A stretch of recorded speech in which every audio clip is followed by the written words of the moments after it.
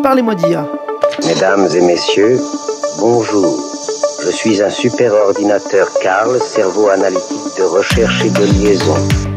C'est une machine qui ressent les choses. On nous raconte n'importe quoi sur l'IA. Alors, qu'est-ce que tu en dis, Kit? Moi, je n'en dis rien du tout. Que la créativité, elle reste du côté de l'humain. Parlez-moi d'IA, présenté par Jean-Philippe Clément. Bonjour à toutes et à tous. Que diriez-vous de vous accorder 30 minutes pour interroger le phénomène intelligence artificielle sur ses aspects sociaux, culturels, éthiques? Allez, on va faire un peu de technique et pourquoi pas politique surtout. Aujourd'hui, on va s'intéresser à l'adoption de l'IA générative par les petites et moyennes entreprises. Le hub FranceIA vient de mener une étude pour essayer de comprendre où en sont ces entreprises, quelles difficultés et succès elles rencontrent, à quels risques et défis elles font face, comment l'écosystème IA doit s'y prendre pour les accompagner et les aider. Cause Commune 93.1 FM. Vous êtes bien sur Cause Commune, la voix des possibles, la voix des communs. Cause Commune que vous pouvez retrouver sur cause-commune.fm et sur son app mobile, bien entendu, la bande FM à Paris 93.1 et le DAB+, et sur votre plateforme de podcast préférée. Si cette émission vous plaît, merci de vous abonner, mais surtout de prendre 3 secondes pour nous mettre 5 étoiles sur Apple Podcast ou Spotify, un petit pouce bleu sur YouTube. C'est notre seule récompense et cela nous fait connaître parce que ça manipule les algorithmes. Et c'est cool de manipuler un algorithme. Vous écoutez Parlez-moi d'IA. Récemment, dans Parlez-moi d'IA, nous avons fait le point sur l'usage de l'IA au sens large dans les collectivités territoriales. Nous en avons parlé avec Jacques Priol, président du collectif Data Publica et du cabinet de conseil Civiteo. Bon, si vous avez loupé, c'est l'émission 49 et vous retrouverez tout ça sur notre site ou sur votre plateforme de podcast préférée. Je disais l'IA au sens large car aujourd'hui, on va se focaliser sur l'IA générative. L'IA qui vient d'arriver. Pour rappel, c'est la forme d'IA qui a explosé au sein du grand public avec l'arrivée de ChatGPT.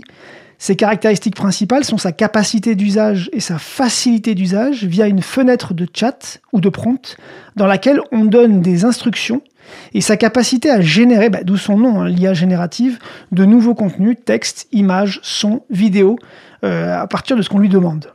Donc aujourd'hui, on se demande comment les TPE, alors les TPE pour rappel, c'est de 0 à 10 employés, les PME de 11 à 250 employés, ou les ETI, les entreprises de taille intermédiaire, qui font quand même 250 à 5000 employés, se sont emparées de ces outils. Comment elles s'en servent ? Une étude a été menée justement par le hub FranceIA, et c'est notre guide aujourd'hui. Et à travers ces résultats de cette étude, on va en parler avec le directeur de programme du hub. Bonjour Pierre Monger. Bonjour Jean-Philippe. Bienvenue, alors pas en studio, mais à distance. Bienvenue quand même à l'antenne de Cause Commune. Pierre, parlez-moi d'IA. On peut peut-être commencer par votre parcours, qui est très IA pour le coup, et votre expertise. Vous êtes ingénieur, vous avez ensuite passé un master en gestion des entreprises, et là en ce moment vous êtes en plein doctorat sur l'IA, ça c'est pas banal, appliqué au business, avec une thèse spécifique sur l'adoption de l'IA par les TPE, PME. Vous êtes en plein dans le sujet en fait.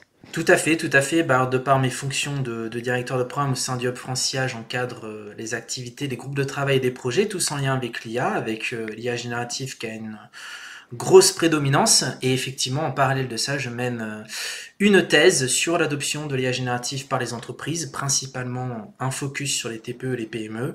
Et donc, l'étude dont on va parler aujourd'hui s'inscrit à la fois dans ma thèse, mais aussi est en relation avec les travaux du hub FranceIA, et donc les deux thématiques s'alimentent. Coup double, du coup, vous cochez les deux cases, sans déflorer votre conclusion ou vos conclusions. C'est quoi les grandes lignes directrices de votre thèse finalement, aujourd'hui, à l'heure actuelle? Parce que c'est une thèse que vous allez poursuivre jusqu'en 2025, c'est ça, si j'ai bien compris? Tout à fait. Alors la thèse va se terminer fin 2025. Elle se résume en 3 grandes parties. La première, étant donné qu'il y a aussi beaucoup d'interactions avec les projets sur lesquels je peux être dans le cadre du hub FranceIA. La première, c'est plutôt l'étude et le marché européen de l'IA notamment que ce soit dans les entreprises mais aussi les acteurs publics. On va attendre l'administration, les collectivités, les conseils régionaux et ça à travers l'Europe. Donc c'est un peu l'état du marché de l'IA en Europe, pas que l'IA générative mais toutes technologies confondues. La deuxième partie de ma thèse, elle va plutôt faire un focus sur les problématiques de l'IA générative, mais problématiques plutôt d'ordre technique ou d'ordre de coût juridique que rencontre la communauté. Je donne un exemple, par exemple les hallucinations. Ouais. Et à chaque fois, pour ces problématiques, je viens qualifier le degré de maturité de la communauté IA sur ce sujet. On va reprendre les hallucinations. C'est un sujet qui commence à être bien éprouvé et sur lequel il y a quand même pas mal d'articles. Et un deuxième axe qui est celui de la difficulté de mise en œuvre de la solution pour venir contrer cette problématique. Et enfin, la troisième partie, c'est la partie active. C'est plutôt une série d'enquêtes à la fois quantitatives, donc celle où j'ai interrogé à travers cette étude les TPE, les PME, les ETI, et une deuxième enquête qui va suivre, plutôt premier trimestre 2025, qui va être une enquête qualitative cette fois-ci, avec une série d'entretiens, probablement autour d'une vingtaine, de startups IA pour venir justement un peu qualifier ces problématiques d'ordre technique autour de l'IA générative pour venir affiner la propre mesure que j'ai pu faire en termes de maturité et en termes aussi de mise en œuvre, de complexité de mise en œuvre des solutions. Donc, ce que j'entends finalement, c'est que vous avez aussi participé aux autres grandes publications du Hub sur l'IA générative, notamment le livre blanc sur les risques de l'IA générative, où on parlait quand même beaucoup justement des hallucinations et des biais. Vous y aviez participé ? Alors, pas en contributeur direct, puisqu'on a beaucoup de livrables qui sont produits par les groupes de travail du Hub Francia, donc par bande passante, je ne peux pas être impliqué dans tout. Mais celui-ci, effectivement, tout à fait. Donc celui-ci, je l'avais relu, donc j'en connais la teneur, mais non, je ne contribue pas à tous les livrables. C'est aussi pour ça qu'on a un groupe de travail, une communauté de membres et de contributeurs, et encore une fois, merci à eux, parce que le Hub Francia est une association, on ne pourrait pas faire tout ça sans eux. Et l'autre document de référence, c'est le guide, alors je ne sais pas si vous y avez participé du coup, mais c'est le guide complet sur la manière de choisir son modèle d'IA générative pour son organisation. Alors là, c'est carrément l'idée d'aider en fait les entreprises à choisir leurs outils, à choisir leur modèle en fonction des situations dans lesquelles ils sont et des données qu'ils doivent ou qu'ils peuvent exploiter. C'est ça ? Tout à fait, et puis il y a notamment les critères de l'option, donc ils ont mené aussi dans le cadre de ce guide une enquête au préalable, alors une enquête auprès des entreprises, d'ailleurs je m'en suis servi comme source pour compléter certaines questions et ça pouvait faire aussi un élément de suivi. Ils vont également regarder les critères de l'option, donc tout ça est détaillé dans le guide, et en parallèle ils ont aussi mené une série d'interviews avec les fournisseurs de grands modèles de langage.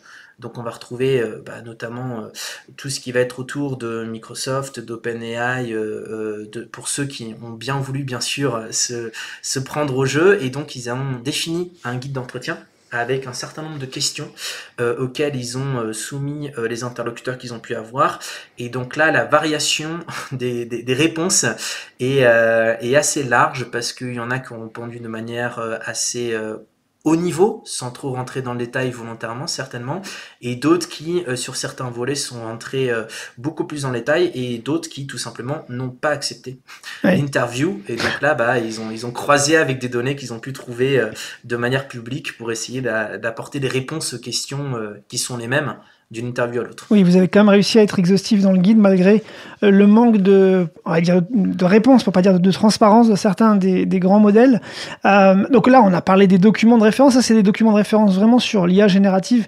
Je conseille à nos auditrices et auditeurs d'aller les voir si ça intéresse le sujet de l'IA générative. C'est vraiment des documents de référence sur le sujet. Mais ça dit pas, en fait, et on a un peu pris les choses à l'envers, mais ça dit pas ce qu'est, en fait, aujourd'hui, le Hub Francia. On a déjà reçu ici votre dynamique directrice Caroline Chopineau, mais peut-être que vous pouvez nous rappeler un peu les missions du Hub et comment le Hub fonctionne. Oui, tout à fait. Alors le Hub, avant tout, le Hub Francia, nous sommes une association de loi 1901 à but non lucratif. Donc on est une association indépendante, privée, dans le sens où on n'a pas de financement direct de la part d'un quelconque ministère. Oui. Et donc pour ça, on a deux sources de revenus. D'une part, ce sont les cotisations de nos membres qui adhèrent à l'association, comme toute association. Et deuxièmement, je disais tout à l'heure que moi j'étais aussi impliqué sur des projets, c'est qu'on va répondre à des appels à projets en IA forcément. Et donc sur l'équipe opérationnelle, nous on est 8 pour faire tourner l'association au quotidien avec nos membres. On va répondre à ces appels à projets, on va toucher les subventions de projets. Oui. Et donc la mission du Hub France IA, c'est de fédérer les initiatives IA en France et de soutenir le développement et l'essor de l'écosystème IA français, mais aussi européen, puisqu'on a des partenaires européens qui sont d'autres associations nationales en IA, et on s'est regroupé sous une même association européenne.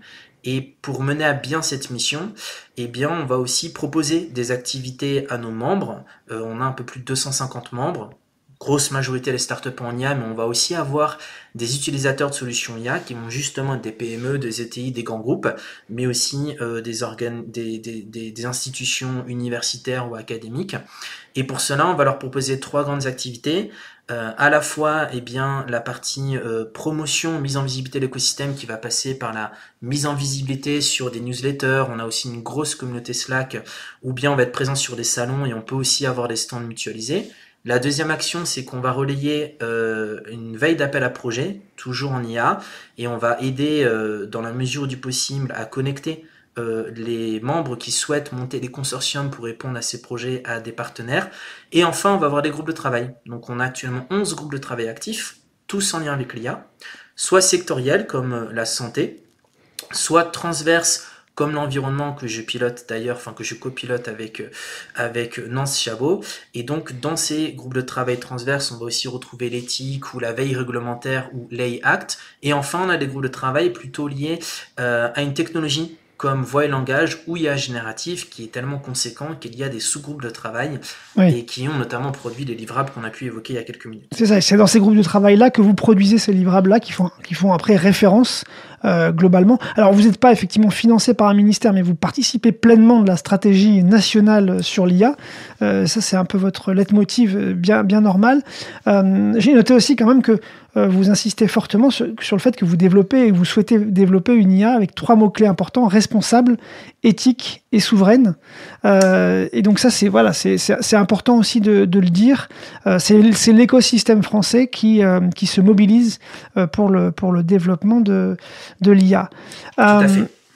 Très bien. Bon, là, on a fait un peu le tour on a refait le tour parce qu'on connaissait déjà un petit peu quand même le Hub France IA ici. Et donc, cette étude, vous l'avez menée aussi en liaison, finalement, avec l'initiative, la démarche PAC IA de la région Île-de-France. D'ailleurs, vous l'avez présentée pour la première fois il y a quelques jours, en décembre 2024, justement dans le cadre d'un événement autour de PAC IA région Île-de-France. Est-ce que vous pouvez nous expliquer un petit peu ce qu'est le PAC IA Île-de-France et puis comment il fonctionne globalement ? Oui, alors le PAC IA, c'est un très beau dispositif qui a été à l'initiative lancé et qui est piloté d'ailleurs par la région Île-de-France, qui s'adresse à des PME basées en Île-de-France qui généralement souhaitent faire leur premier pas en IA et donc réaliser leur premier projet en IA, toute technologie d'IA, pas nécessairement IA générative. Ouais. Et en face d'elle, on va avoir un réalisateur IA qui généralement est une start-up en IA qui doit également être basée en Île-de-France. Et pour piloter ce dispositif, il y a 2 partenaires. Sur la partie technique, il va y avoir le Hub France IA, et sur la partie plutôt financière administrative, il va y avoir l'IMT TerraLab, donc IMT pour Institut des mines télécom. Et comment ça se passe au quotidien? Donc une PME peut candidater au dispositif PAC IA. On va recevoir, quand je dis on, c'est le Hub France IA, son dossier. On va réaliser une réunion de cadrage avec cette PME pour identifier ses différents besoins métiers et lesquels pourraient donner lieu à un projet PAC IA. Ensuite, on va présélectionner des réalisateurs IA parmi le réseau du Hub France IA. C'est la PME qui va avoir le dernier mot sur la sélection. Et une fois que le projet est validé, le projet va se lancer. À noter aussi que le projet est financé par la région Île-de-France à une hauteur de 50%. Donc ce sont des projets de 37 000 euros financés à 50%. Donc il y a 18 000 euros et 18 500 euros qui sont financés par la région Île-de-France à la PME. Donc ça fait quand même un petit fonds d'amorçage qui permet à la PME, et notamment on le verra dans les stades de l'étude, mais les capacités financières est un gros enjeu. Et donc après, comment ça se passe? Le projet se lance, et une fois que la réunion de cadrage est passée, c'est 3 mois pour atterrir sur le projet. Donc généralement, on arrive sur un démonstrateur ou alors des modèles préentraînés qui sont très proches du niveau de qualité attendu en production. Et à chaque mois, il y a une réunion de suivi organisée par le Hub France IA pour s'assurer qu'entre la PME et la start-up en IA, le projet se déroule bien. Et surtout, on atterrit en 3 mois, parce que 3 mois, c'est très, très rapide. Et comment ça se passe? C'est des saisons d'appel à projet ou c'est au fil de l'eau? Une entreprise, tout d'un coup, a un souhait de test et de réalisation IA. Elle remplit le dossier, finalement, sur le site qu'on n'a pas cité d'ailleurs, mais qui est pakia.fr, si je ne dis pas de bêtises. On le redonnera de toute façon en description de l'émission. Comment ça se passe? C'est au fil de l'eau? Vous recevez les demandes au fil de l'eau et vous les traitez au fil de l'eau? C'est ça. Alors, c'est les deux, effectivement. Donc, les PME peuvent candidater au fil de l'eau tout au long de l'année. Et après, ça fonctionne en saison. Donc, après, il y a des enveloppes budgétaires qui sont définies par la région de France. Il y a des saisons qui sont aussi lancées de manière conjointe entre le Hub France IA et donc la région de France. Et une saison, avec l'enveloppe budgétaire, va pouvoir comporter X projets. C'est simple, il suffit de diviser par 37 000 €, qui est le prix d'un projet. Donc, ça donne le volume de projets qu'on peut passer dans une saison. Et donc, le rôle du Hub France IA, c'est d'accueillir les PME, de faire cette réunion de cadrage et les premiers dossiers ensuite qui sont validés par l'IMT derrière. Mais donc, sur cette saison, par exemple, on peut avoir 20, 30 projets qu'on doit passer dans la saison, qui s'étend sur plusieurs mois, et on passe tous les projets que l'on peut jusque dans la limite de l'enveloppe budgétaire. Et ça existe depuis combien de temps? Vous avez fait combien de projets depuis le début?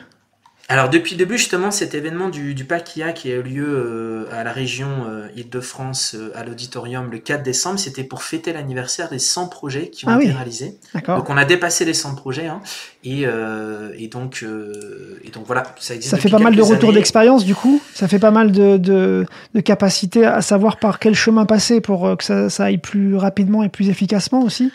Exactement, l'événement la matinale du 4 décembre, il y a eu plusieurs séquences et les séquences intercroisées étaient notamment des PME du PAC IA qui ont bénéficié du PAC IA et qui faisaient leur retour d'expérience accompagné sur scène du réalisateur en face qui les a accompagnés. Donc on avait à la fois les retours métiers et aussi les retours experts IA et donc voilà, c'était forcément des belles réussites, mais il y a aussi eu de la transparence sur les limites de l'IA dans certains sujets et quelles ont été les solutions mises en place pour contourner ça et pouvoir mener le projet à bien. C'est bien d'avoir mis effectivement les difficultés aussi en avant, qui sont toujours des enseignements importants pour les entreprises. Et on n'est pas obligé d'être une entreprise tech pour participer au PAC IA, au contraire même, on peut être une entreprise tout à fait, plus classique. Qui recherche à avoir finalement des nouvelles fonctionnalités IA pour faire avancer son business, c'est ça?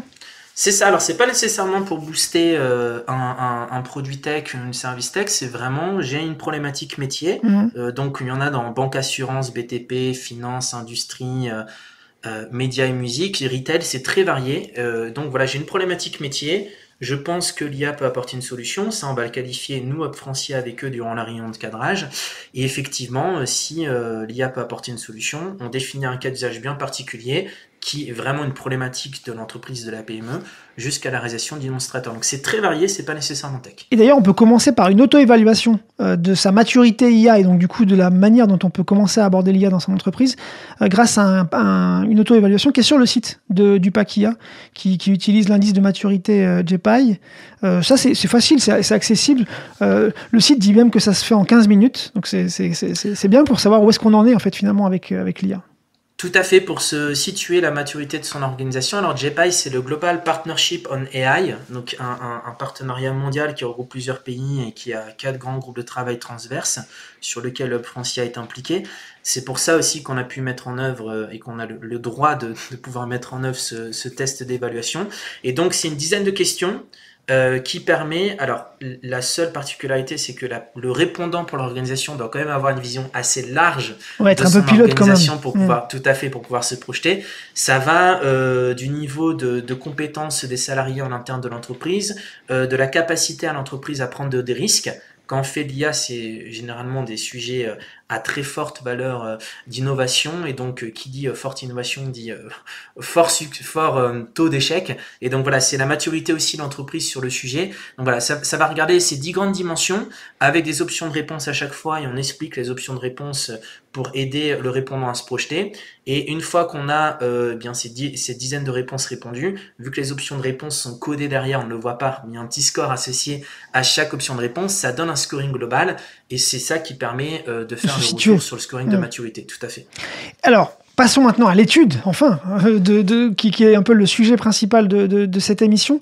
Pourquoi cette étude? C'était quoi vos objectifs d'étudier un petit peu comment les TPE, PME, ETI se plaçaient vis-à-vis de l'IA? Comment vous avez envisagé les objectifs de cette étude?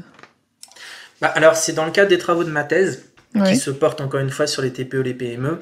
Et comme vous l'avez dit en introduction, on a donc ChatGPT qui arrive aux yeux du monde entier fin novembre 2022 et qui introduit l'IA générative au passage. Et donc ce qu'on a vu, c'est beaucoup d'articles de la part de gros cabinets de consulting ou aussi beaucoup d'états de l'art, d'articles scientifiques sur l'IA générative, et aussi quelques retours d'expérience de la part de grands groupes qui vont avoir une méthode particulière pour tester, valider, évaluer des modèles d'IA générative sur des cas d'usage avant de les déployer. Et en fait, je me suis rendu compte en faisant toute cette revue littéraire, et bien que la voix des TPE, des PME était très peu représentée, était même sous-représentée dans tout ce collectif d'ouvrages et d'articles. Les invisibles. Les invisibles, exactement. Et pourtant, j'avais déjà l'intuition en discutant avec la communauté qu'il y avait un certain nombre de TPE, même les TPE en moins de 10 personnes, ça commence sur l'IA générative, qui pouvaient déjà mettre en place de l'IA générative. Et il n'y avait pas vraiment d'études qui s'adressaient à elles, et surtout d'études assez... complète, parce que j'ai fait une grosse revue aussi pour compléter, trouver des signaux et voir les problématiques qu'il y avait pour les mettre en question, mais vraiment une étude dédiée à elles pour avoir leur retour d'expérience et avoir un signal un peu plus fort que le petit signal faible unitaire à gauche à droite qui est un peu écrasé par la masse d'informations. Et d'ailleurs, l'étude montre que la taille de l'entreprise, elle joue beaucoup quand même dans la vitesse de mise en œuvre d'un projet. C'est un des premiers enseignements de l'étude, ça, quand même. Il y a un petit gap entre une TPE et un ETI, quoi, et une ETI. Alors, les TPE, les PME vont assez vite parce que entre l'idée de déployer une solution d'IA générative sur un cas d'usage bien particulier et la mise en production, on est généralement 3 mois maximum pour le passage en mise en production. Ils sont agiles. Ils sont agiles, et alors les ETI sont agiles aussi pour certaines, et en fait les ETI, elles, indiquent dans l'étude qu'elles vont plutôt être autour de 6 mois pour le délai de mise en production, et le retour que je vois dans l'étude, parce qu'il y a aussi des verbatims, c'est que les ETI, leur manière de faire, mais c'est similaire aux grands groupes, elles vont commencer déjà à avoir déjà beaucoup plus de procédures, mais surtout elles vont commencer à être plus prudentes sur le déploiement d'une solution d'IA générative. Ça ne veut pas dire qu'elles ne vont pas faire, ça va plutôt dire qu'elles vont mettre en place tout un protocole de test dans un environnement de recettes bien défini, avec un banc de test, et vont passer au crible plusieurs modèles similaires qui peuvent apporter un résultat, une performance similaire, et vont les passer au crible selon différents critères qui sont propres à chaque entreprise. Et donc cette phase de test, de pré-validation et de faire un pilote avant de généraliser prend plus de temps parce que forcément l'impact peut être beaucoup plus important sur l'ensemble de l'activité et sur l'ensemble des collaborateurs qui sont forcément en plus grand nombre. Et en même temps, elles ont envie de regarder plus loin, non? J'ai l'impression qu'elles dépassent tout de suite l'idée du POC. Elles se mettent dans une démarche qui est plus durable aussi par rapport au projet envisagé. Peut-être qu'une TPE veut plutôt se tester, voir un peu comment elle peut en tirer parti rapidement. Il y a quand même cette idée qu'on retrouve en fait dans les critères d'adoption de votre étude, où on voit quand même que du coup les ETI, on a l'impression qu'en tout cas elles se projettent plus loin tout de suite. Est-ce que vous le retrouvez dans les verbatims, cette idée-là? Oui, alors elles ont besoin de se projeter parce que l'IA peut aussi vite coûter cher en termes de projet. Donc il faut déjà que le projet, s'il va à son terme et qu'elle généralise, elles ont besoin de se projeter sur l'aspect financier. Elles sont très sensibles à ce sujet. Alors les TPE aussi, mais pas nécessairement pour la même question. Les TPE, c'est plutôt sur le coût de la requête et du token. Les ETI vont être très sensibles sur le coût de setup, donc l'initialisation du projet, et ensuite de la maintenance.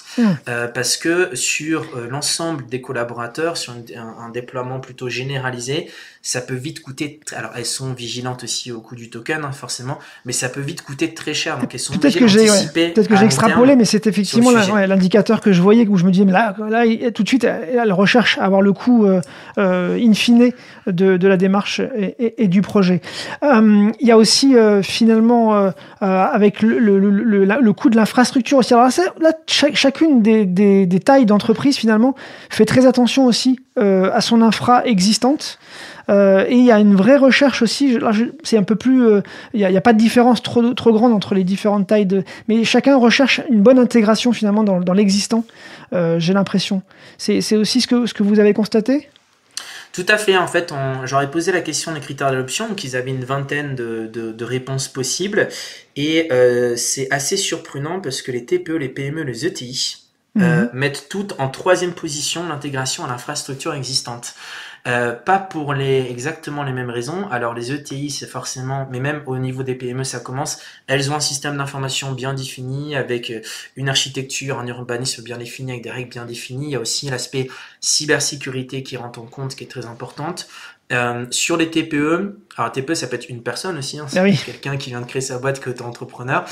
Donc sur les TPE, c'est l'infrastructure, c'est pas forcément la priorité parce elles ont pas d'infrastructure en propre pour la plupart d'entre elles. Elles vont plutôt utiliser des solutions cloud ou du SaaS, donc solutions as a service. Donc voilà, pour elles c'est dématérialisé, c'est plutôt géré par un fournisseur externe, et donc l'infrastructure passe pas forcément au premier plan de leurs préoccupations, mais ça remonte quand même en 3e position. Donc pour elles, c'est plutôt, j'ai pas d'infrastructure, mais je veux être vigilant du fait que ma solution que j'ai pris pour ma TPE, eh bien si j'intègre des solutions d'IA générative, ça soit compatible et que je n'ai pas de problème entre différents fournisseurs sur le sujet. Parce que j'ai pas ma propre infrastructure, je n'ai pas la main, donc je veux m'assurer que ça soit compatible avec l'infrastructure existante et qu'il n'y ait pas de souci entre parties prenantes. Et puis vous avez interrogé aussi les usages principaux de chacune des catégories d'entreprises.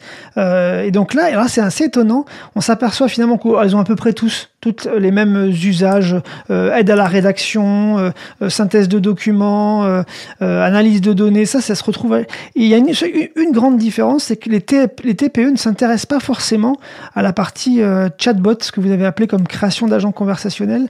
Est-ce que ça serait parce que les TPE sont finalement moins submergés par le côté SAV, le côté service après-vente que le chatbot permet de gérer? Comment vous voyez les choses? Pourquoi une TPE elle est moins intéressée par les chatbots finalement en termes d'usage? Je pense que les chatbots, c'est peut-être déjà un usage un peu plus avancé. Il y a peut-être le frein aussi de se dire, il y a une barrière technique à l'entrée. Je suis une TPE, je vais pas être en capacité. Alors, dans l'étude, les TPE ont très majoritairement cité qu'elles n'avaient aucun profil IA en interne. Et donc, peut-être qu'il y a cette peur aussi de dire, il y a une barrière technique pour mettre en place un chatbot. C'est un usage avancé, je ne le fais pas. Au-delà je n'en ai pas l'usage. J'ai pensé aussi au manque de données. Potentiellement. Alors, au manque de données aussi, et mon propos c'était d'indiquer aussi que maintenant il y a de plus en plus de solutions IA qui sont développées par les startups IA, notamment pour des chatbots, qui proposent des solutions no-code ou low-code. Et donc en fait, j'ai ma base de connaissances, je peux drag and drop des documents ou taguer des URL, ça va constituer ma base de connaissances grâce au RAG, et dessus je vais pouvoir déployer un chatbot, et même sans faire un site internet moi-même, on peut prendre WordPress qui ont des plugins, et il y a de plus en plus une bibliothèque de plugins qui se crée sur le sujet. En fait, la barrière technique, en fonction des solutions que je vais adopter, peut ne pas être un sujet. Mais effectivement, il y a la question de la maîtrise des données, d'avoir suffisamment de données pour pouvoir les faire. Et ouais, tout à fait. Et en plus, ce qui remonte, c'est que c'est pas nécessairement qu'elles n'ont pas l'usage, parce qu'il y a certaines TPE, par exemple, qui vont mettre en place une marketplace, une boutique pour vendre leurs services, qui peuvent avoir des retours clients. Et en fait, vu qu'elles ne sont pas beaucoup dans la TPE par définition, puisqu'ils sont moins de 10 personnes, ça peut encore une fois être 2-3 personnes, c'est vrai qu'un chatbot peut vraiment leur faire du bien pour traiter les sollicitations entrantes SAV ou même en pré-vente pour conseiller le client sur un produit ou autre. Mais je pense que c'est plus la crainte de la barrière technique de ce que j'ai pu constater dans les verbatim de l'étude. Écoutez, donc en tout cas, cette étude, elle est très complète. On la retrouve, j'imagine, très bientôt sur le site du Hub prochainement. Oui, alors les résultats que j'ai présentés durant l'événement du PACIA le 4 décembre étaient les résultats, on va dire, allégés de la version. J'ai mis en avant certains sujets. J'ai des résultats beaucoup plus complets.